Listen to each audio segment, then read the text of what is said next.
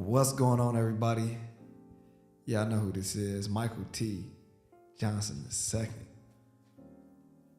II with Faithful and Fresh. And if you are in here, let me tell you, I appreciate you for hopping on.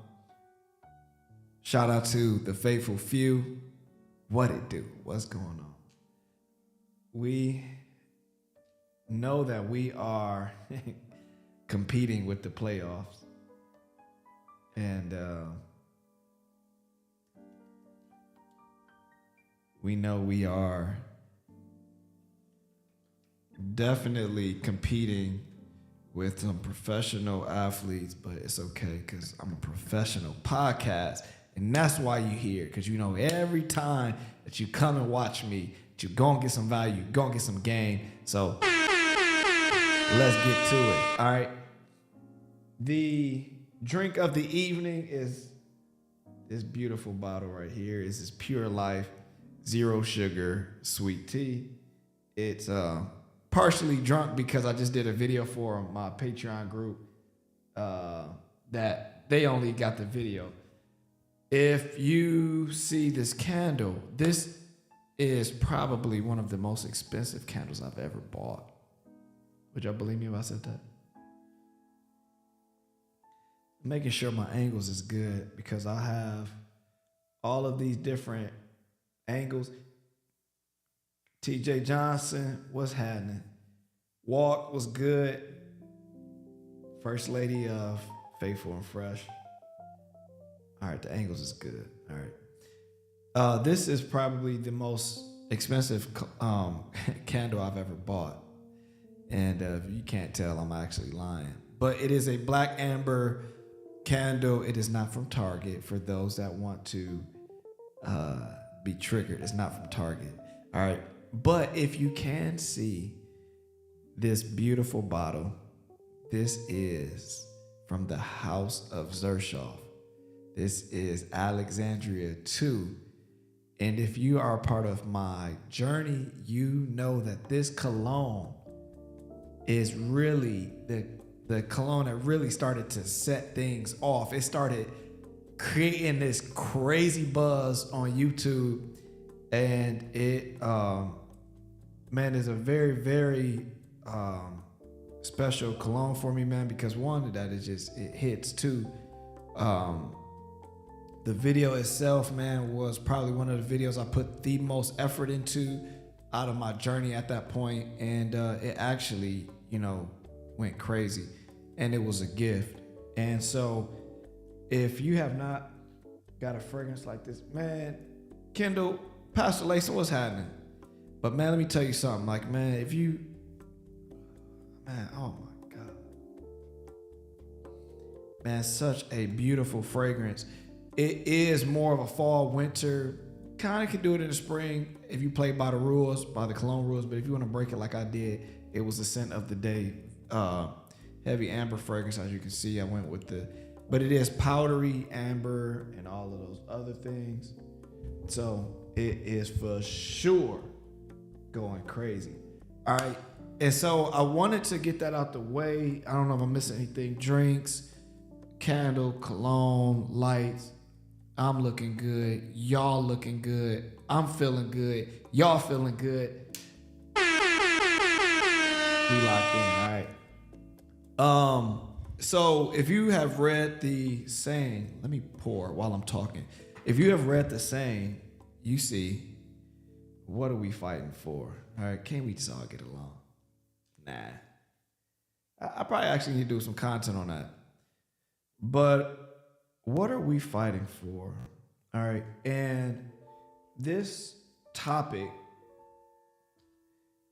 came about because I had an interaction, and I don't want to say his name, but I will upload this video into my Patreon, and then those that have memberships will end up seeing, and then they'll know who I'm talking about.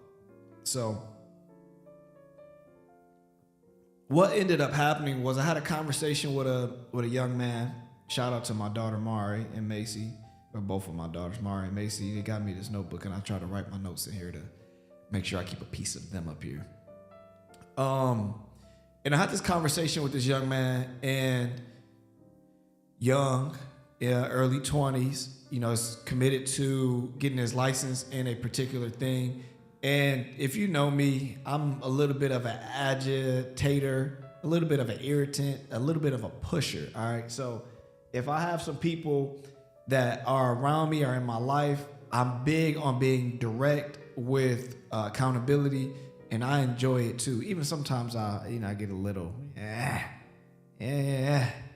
But overall, I can appreciate the courage that it takes for somebody to tell me out of love that, hey, this is something that you might need to think about, or hey, you need to stop doing this. All right. And so I was talking to this particular young man, and we were talking about, I'm gonna just be honest with you. I'm like, man, he's cutting hair. All right. He's in school, and I'm telling him, like, yo, the reason why, because I play around with him saying, man, why you don't get the Patreon and, whatever. I just kind of push him a little bit because I want him to develop. And he's like, pretty much in so many words, I want to spend my money doing different stuff, or I don't got the money. All right, cool, I can take that. And so we ended up, like, throughout some time and throughout these weeks, we got to a point where we started talking about why is it that young men run into, issues. And in my Patreon, I have a video where essentially I'm talking about I want it now, and how everybody wants to have money in that moment when they go broke or when they're facing, difficulties. All right. Everybody wants God to pull a miracle out as soon as they get in the hospital, when you know that you could have just been eating healthy all of this time. But y'all get my point, right? All right. And so, with this young man, we talking, and I'm like, bro, you're not doing the free stuff that can generate you money. All right. And so I'm like, bro, why are you not posting every single day? All right. You starting off cutting hair. You obviously you're not making the money that you want to make at this point. Why don't you just post every day? And I'm kind of being a little bit more like, direct with him, because I really want him to be able to experience the fullness of the decision that he made. All right. I want him to be able to make money, and he's actually talented, and ultimately too, he's really gifted, and he has a cool personality. He shows up, he puts in the work, and I'm like, bro, but everybody doesn't know this. All right. So anyways, we go through, and as we go through, the like maybe a week or something like that go by, and he comes and sees me, says, hey, Mr. Johnson, man, I've been posting a lot more now because, you lit a fire up under me. And he's like, hey, man, you broke because you don't be posting. He's like, man, that really pushed me. And so I'm like, man, that's what's up, bro. That's what it's about. It's all about inspiring. And so, but what I ended up telling him was, hey, bro, let me know if this music is too loud, y'all. I can't hear it, but let me know if the music is too loud in the chat. And what ended up happening was I said, man, bro, I'm so glad that you got the inspiration, but the goal that I would love is that you don't wait for me to start calling you or talking about, hey, you broke because you don't do this, and this. I don't want you to be motivated into being successful based off of something outside of you. I want you to be motivated to go into being successful because it's internally in you.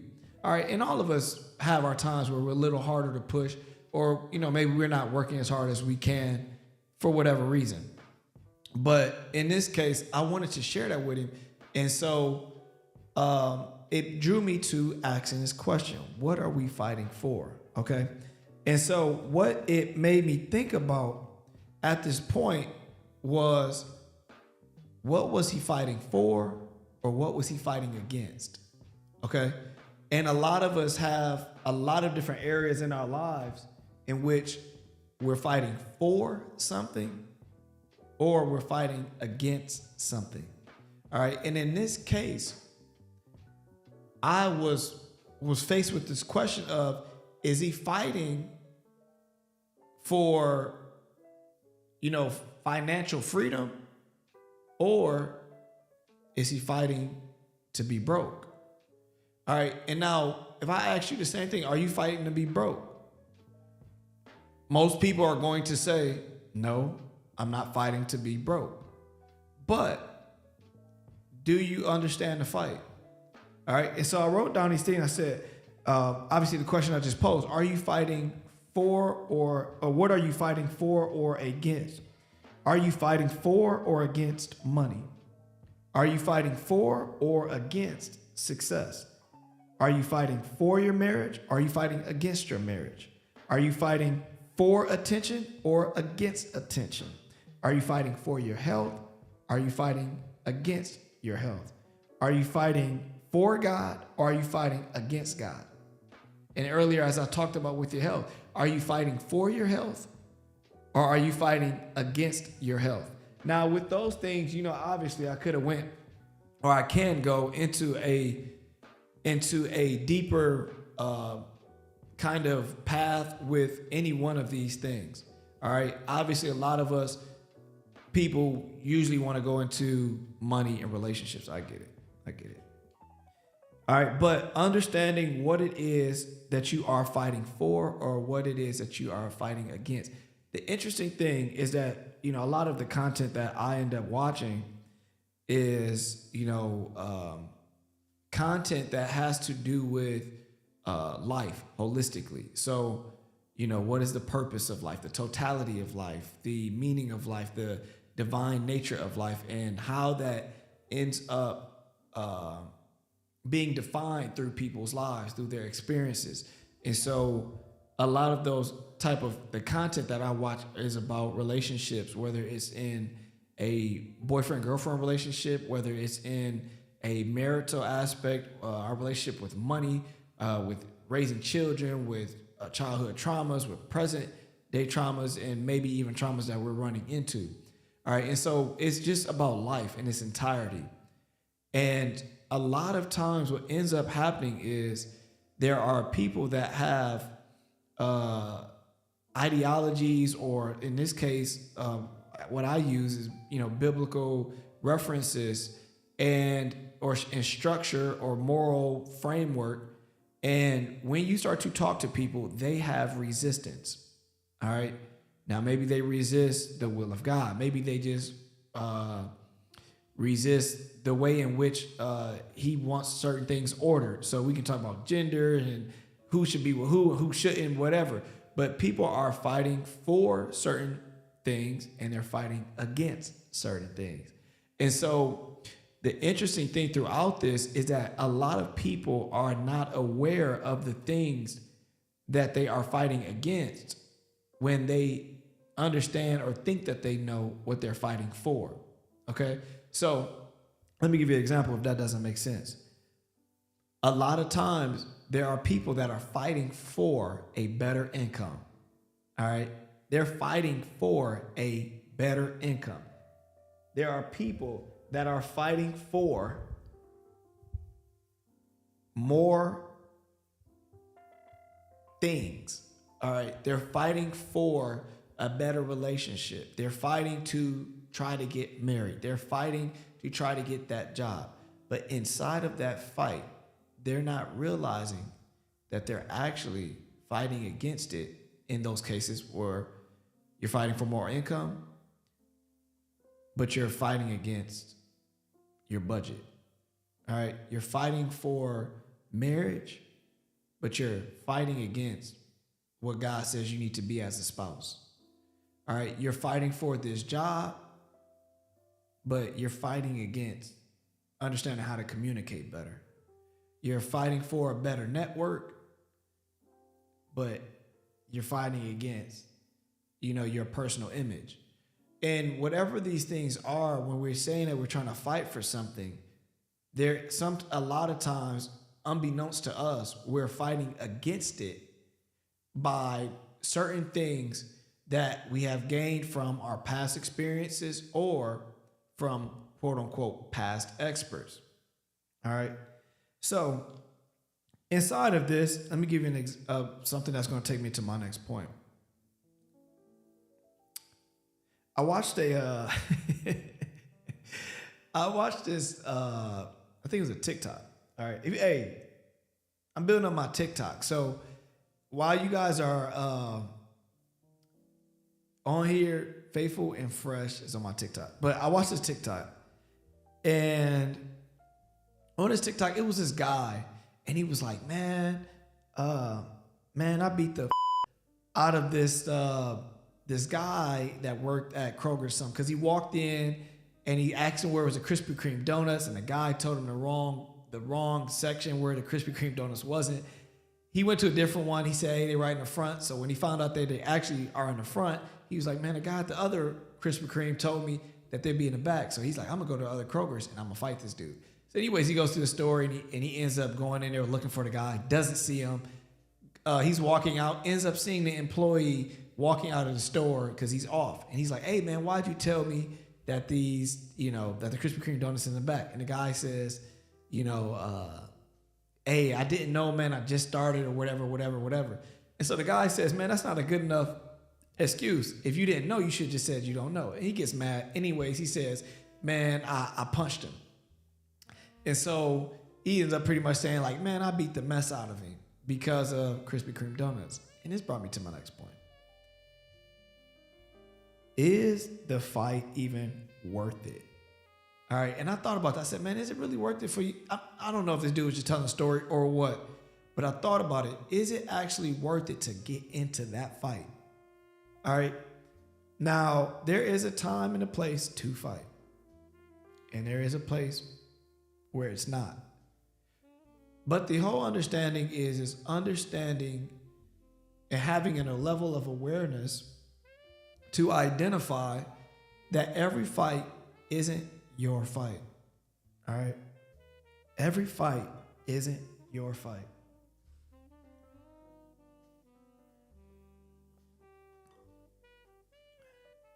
So then you got to identify, is it even worth it to actually get into this fight? You road raging, you Black Friday shopping, somebody takes the thing that you want. You see this person at your job that you say, yo, this is the last time they're going to say something to me, and they say one more thing, I'm going to go off. All right? And you start to identify and prioritize, is it worth it to fight this fight? Now, the reality is that every day I am allotted a certain amount of energy. You choose what you want to, what's the word I'm looking for? How you want to spend your energy. You can fight battles that are not worth it, or you can fight battles that are. All right? I spent a lot of time, let me say it like this. I've wasted the currency of time fighting fights that weren't worth fighting. Why? Because of bad experiences, and sometimes because of bad experts. All right? The next thing is, can you even fight? Can you even fight? Everybody can get angry, right? Everybody can get angry. See, the issue is that when you think that you're ready to fight and you get all hawk, or if you like She-Hulk, if you get all of this anger, you just like, man, I'm gonna beat I'm gonna beat out of this person. Man, when I see him on sight, you saying all of this stuff because you're on 10. And next thing you know it, you're on World Star. And you're not throwing hands, you're laying on the floor. All right? And why am I saying this? Because your anger doesn't make you a better fighter necessarily. Just because you're ready to rage, don't mean that you still won't get your whooped. All right? And so just because you angry and you road raging and man, oh my God, man, it's going to be so funny if my dude is on this live. I remember my dude was saying one time he was driving, it was late at night. He went to 7-Eleven and he went to the 7-Eleven and he's leaving out. And it just so happens that as he's leaving out at night, he drives out of the parking lot, he's heading home. And as he's heading home, this car that's behind him is taking every turn that he takes. Just so happens. And so he finally gets to a stop sign, and he gets at the stop sign, and he's in front. And so he gets out the car. And when he gets out the car, he's like, man, I'm about to whoop this. Man, this dude fall. Like, man, I'm about to make sure that this stops. He gets out the car, and the guy gets out the car, and he says, yo, you better get in the car before I put you back in the car. I wish I'd have just hit the sensor right there. And my dude was like, got you. Get back in the car. He drove. And it just so happens that where he took the turn, the other guy just went. All right. Now, and the funny thing about it is my dude was mad. He was ready to rage until he didn't have the right equipment for the fight. All right.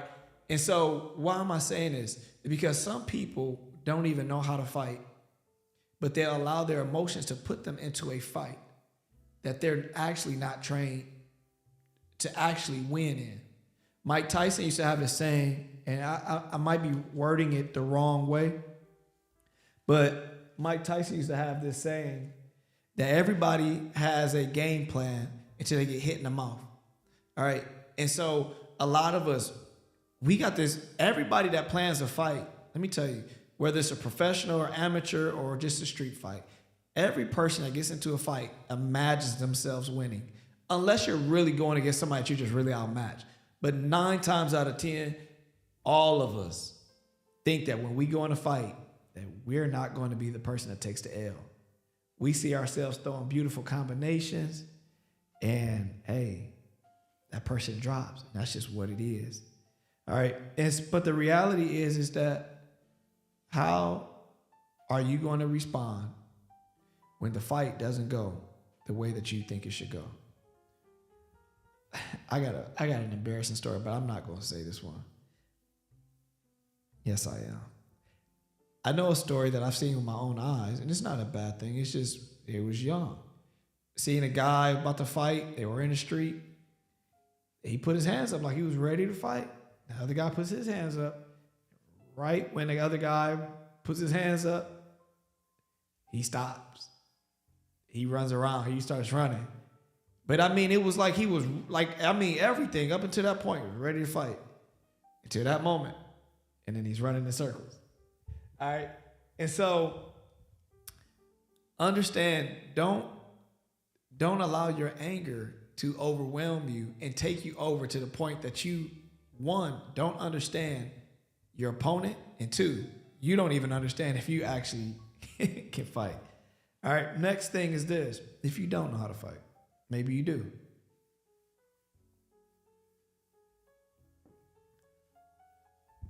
Maybe you do know how to fight. But let me ask you this. Who trained you on how to fight? Who trained you on how to fight? Now, obviously, on a literal, physical sense, we're speaking about physical contact. All right. But let's just go back to the figurative stuff. Who taught you how to fight for your marriage or for your relationship? Who taught you how to fight for valued friendships? Who taught you how to gain valuable friendships? Who trained you how to fight for your peace? Who taught you how to fight for your identity? Who taught you how to fight for your health? Who taught you how to fight for your relationship with God? Who trained you how to fight?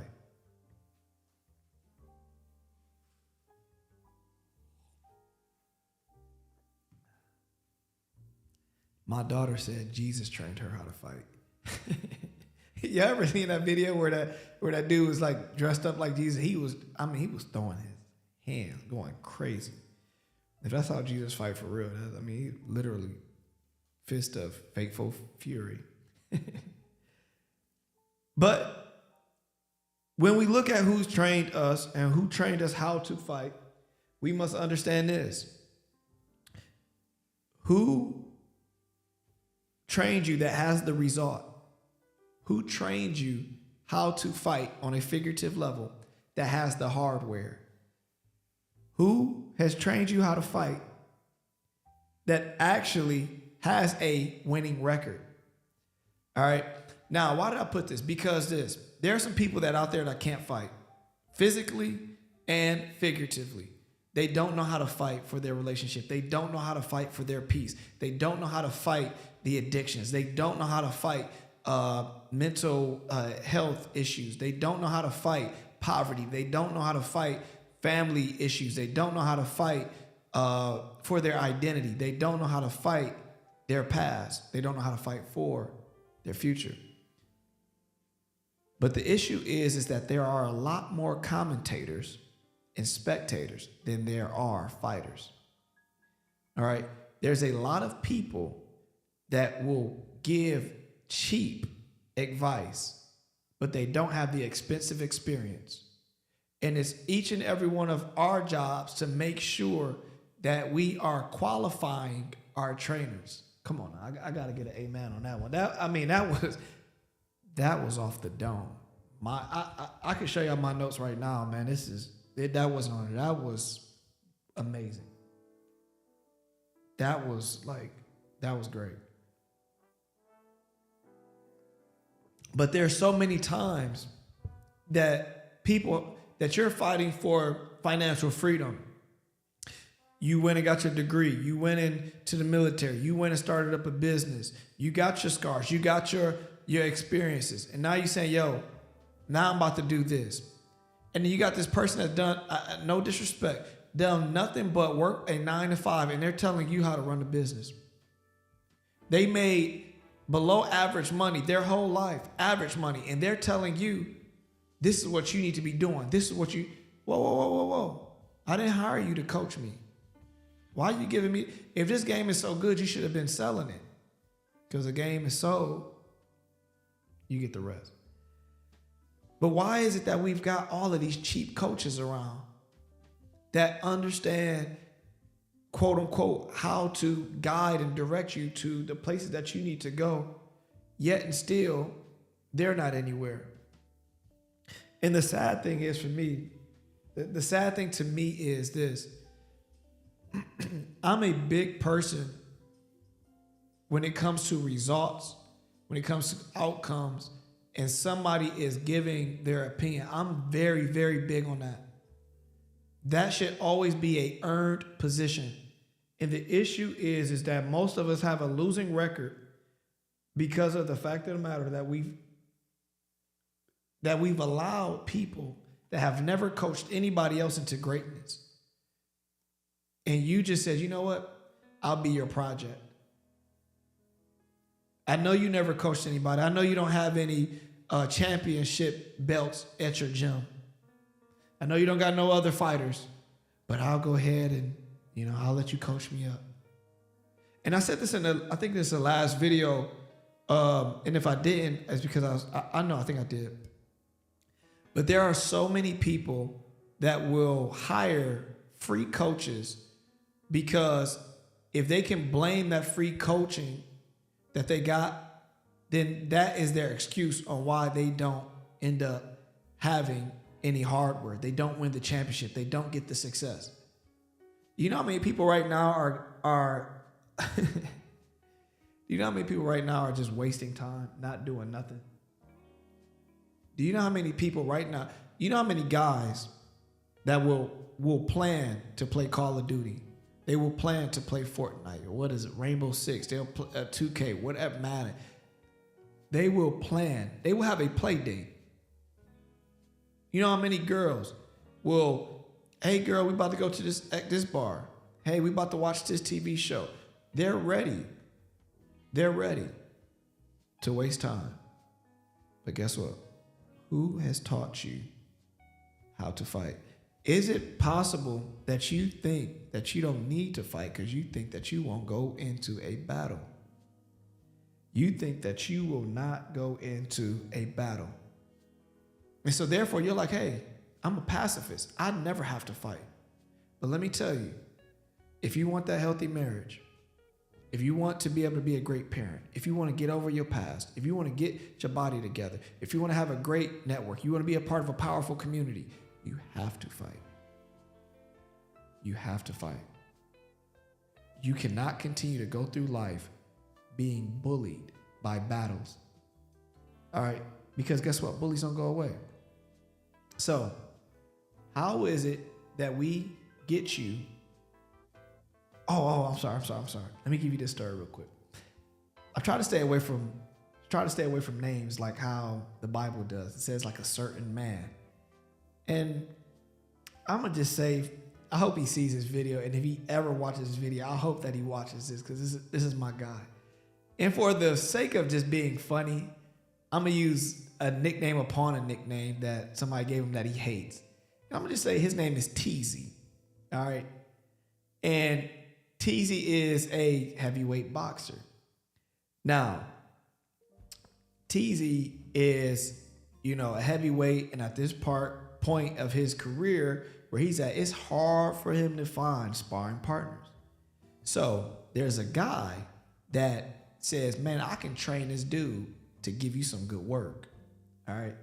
And as he's going through and he's doing all of this stuff, this guy, this sparring partner, allows this guy to coach him.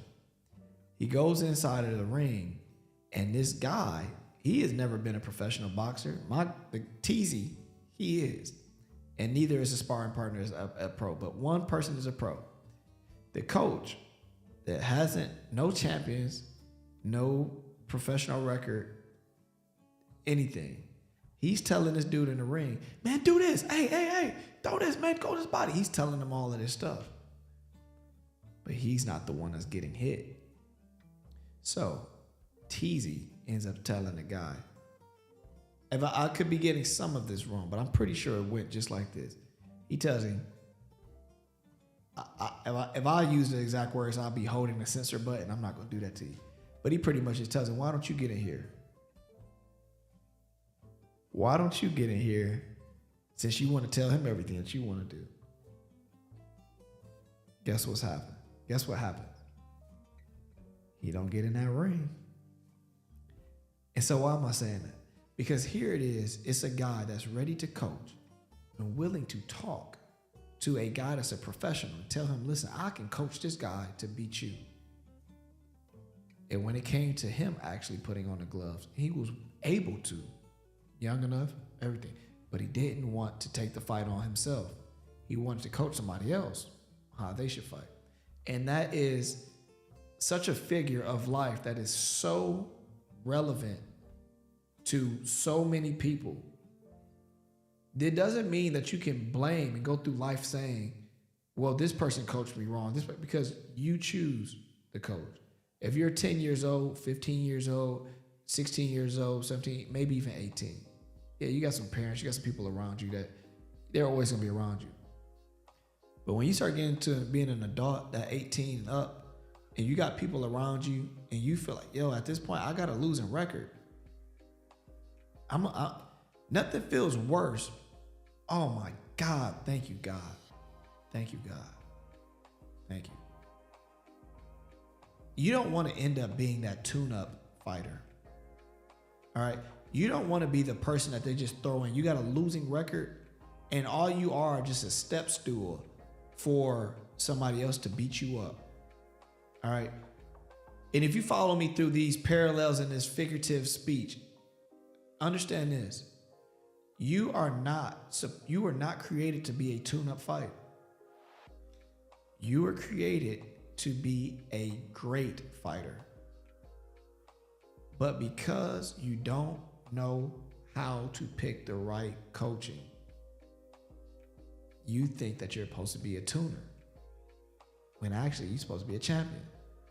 Now, you might be saying to me, well, how do I pick a coach?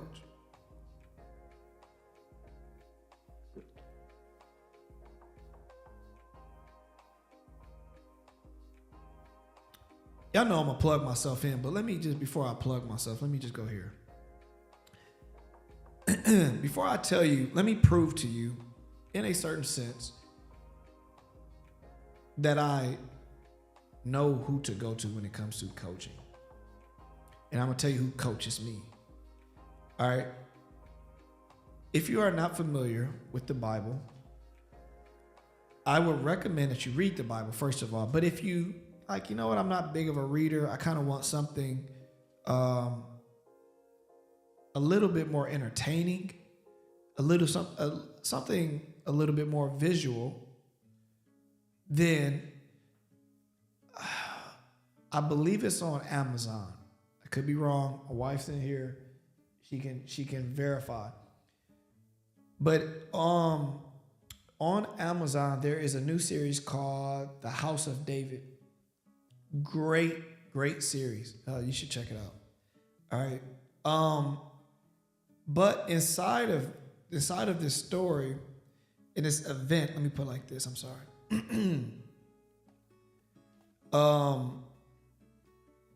You're going to see that David had some incredible nerve. Okay. Now, you know, if you read, I believe it's 1 Samuel, you're going to see in 1 Samuel, you're going to see that David had some fights that he had as a shepherd that prepared him for the fight that everybody knows David for. Even if you don't go to church, but you're familiar with the fight of David versus Goliath. All right, David and Goliath is this renowned story of this young little man in comparison to this big giant that's just a conqueror. And this fight is just such a dramatic contrast. And they go into a fight in which David actually is not equipped to fight Goliath and actually win. But because David knew how to fight the fight that mattered, the fight of faith, David became victorious because of his his abundance of faith in God pushed him, inspired him to fight a fight that most of everybody didn't believe that he would win, with no armor, with no techniques that the world could have gave, or no equipment that the world could have gave, and he won. All right. And why am I using this? Because it's important for you to understand that the way that you have to fight is with faith. Let faith fight for you. All right. And so when we are moving through life, we have to let faith fuel us when it comes to the fight. Your fight is not going to come with your knuckles. It's actually going to happen on your knees. Pause. Praying. All right. You're going to stand the tallest and be the biggest in your life, the most empowered in your life. When you're praying, when you're getting on your knees and you're praying, is when you're going to stand the tallest in life. All right. And I know the world is telling you to fight a different way. The world is telling you to fight by getting a bunch of money. The world is telling you to fight by flexing. The world is telling you to fight by trying to even forget what happened. But that's not the way to fight. The way to fight is with faith. Faith in the right coach. God was the right coach. David seen it, he experienced it, and he received the blessing of having faith in the right God. All right, and so that is where I get my coaching from. That's where I learn how to fight. So if you're looking for a community of people that can show you how to fight, if you're looking for a person that can help you on how to fight to get those, to be a person that you will believe that your community will be proud of, that you believe that God will be pleased with, that you will enjoy the things that you do, that you can enjoy the things that you have. If you're looking for that coach, let me tell you, you're going to find it in the Faithful Few Patreon. You might be thinking, hey, this is just a plug. I got to spend some money. And let me tell you, if you think that $10 is going to hurt you from being able to have the coach, just tell me this. I'm okay if you disqualify me by saying this. Show me who I'm competing against. If you're looking at me as a coach versus someone else, just at least be able to disqualify me by somebody being more qualified than me. All right. And so, what we're doing at Faithful and Fresh, but specifically with the Faithful Few, what we're doing is we're training knockout artists. That's what man, hold on, man. Here at Faithful and Fresh, but specifically with the Faithful Few, we're training up knockout artists, men and women that can lead with their faith, not with failures, not with emotion, but with faith, not with some fake, status, some fake positioning. Let me tell you right, man, I'm not about to go. Man, this has been 45 minutes. I'm not about to go too crazy because y'all know my last little minutes, I'll be about to rant. Oh man, I think my daughter's watching this. I'm not about to rant. Let me think about it real quick.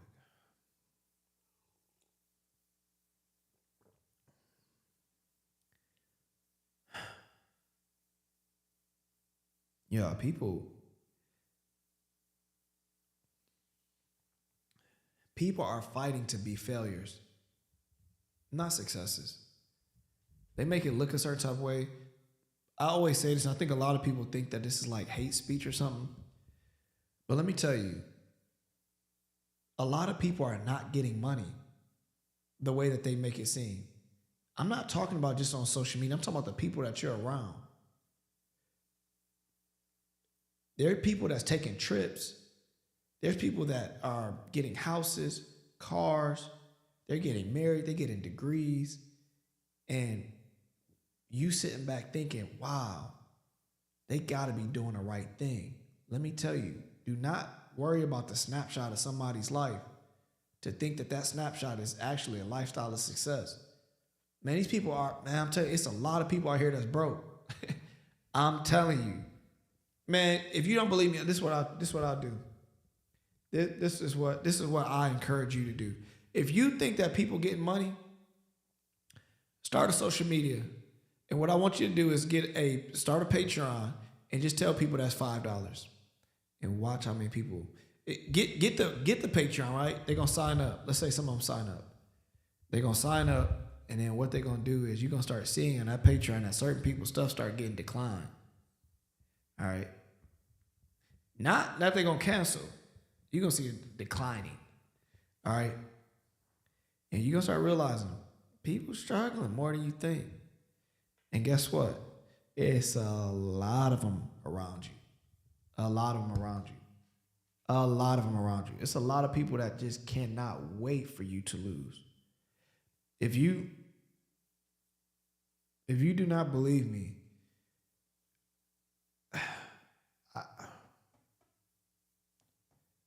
I'll say this.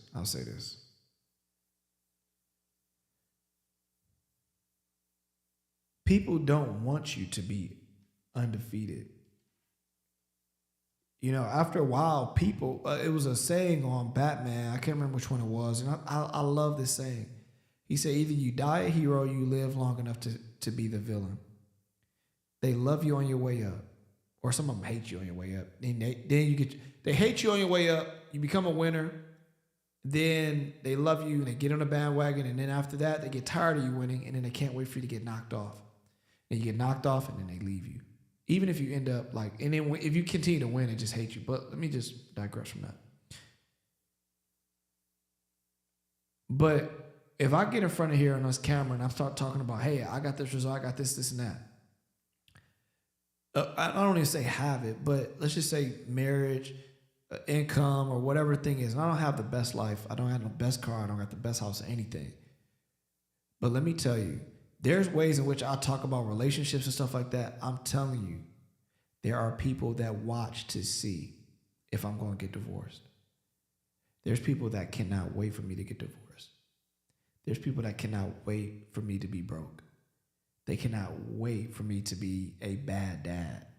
They can't wait for me to, get fat or to, be dressing like a bum. They're never going to say it. But they're watching, they're waiting, they're whispering. And it's cool. It comes with the territory.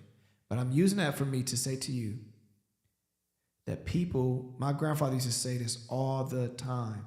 And it's not just only the physical place. I think it in this world too. My grandfather used to say this, son, people will laugh you to hell, but they can't laugh you out. And I'm making a quick little edit to say this. People will laugh you out of your purpose, but they can't laugh you back in. All right. People will finesse you. People will say different things. And they'll project certain things on you because of the fact of the matter that they're not going to do it. And the truth is that most people are just afraid. And that's why you have to fight with faith. That's all I got for right now. I'll check y'all next time. Go ahead and watch y'all game. If you stay tuned, let me tell you, I appreciate you. I'll probably be back tomorrow. I'll probably be back tomorrow. And just as a quick social media thing, man, just for anybody that's out there that's thinking about doing social media, this is not about money or something like that. If you're thinking about doing social media at any type of level, do it. Just do it. I done did this TikTok. I done did a couple different things. Stub, thank you, bro. Shout out to everybody on Instagram too. But if you are doing social media, if you are wanting to start that business, if you're thinking about getting into a degree, if you think about whatever that thing is, do it. And if I've said this before, man, it gives me chills every time I say this. But if there's something that you want to do that's within the will of God and you're afraid to do it, and you know, whether you talk to anybody else or not, you know that you're nervous, I urge you to do this. Don't be lazy. Don't sit on this. This is good. I promise you it's good. Take a piece of paper and write down the people that you think about that if you were to fail, these people would clown you. If you were to succeed, these people would clown you. And look at those names. And I guarantee you that you're probably not going to have over 20 people. I'll really be able to just say 10, but I'm just being conservative by saying 20. But you think about it, you're going to let 20 people, less than 20 people, stop you from being able to experience a life that might potentially not only lead to you being happy and being fulfilled, which are both incredible, but also that might unlock generations of freedom for 20 people or less. This is where I'm about to cuss. Hell no. It's not no way that anybody on the other side of this camera that's watching this screen, if you love it, you love it. If you don't, keep it moving. But I'm not going to allow any negative comment, any lack of likes, any lack of views stop me from doing something. And I hope that you get that. And if you don't got it, I promise you, I believe I can really, really help you. I appreciate you, Stub. To all my people that jumped into the Instagram live, even if it's to show your face real quick or whatever, I cannot express that enough. It's beauty on the other side of your fear. There's that lifestyle of courage never will leave you empty. It's okay to feel the fear. It's okay to feel the nerves. It's not okay to let it bully you. I like saying that. And I'll catch y'all next time. I love y'all. I appreciate y'all. And as always, you got it. Stay faithful, my friends. Peace.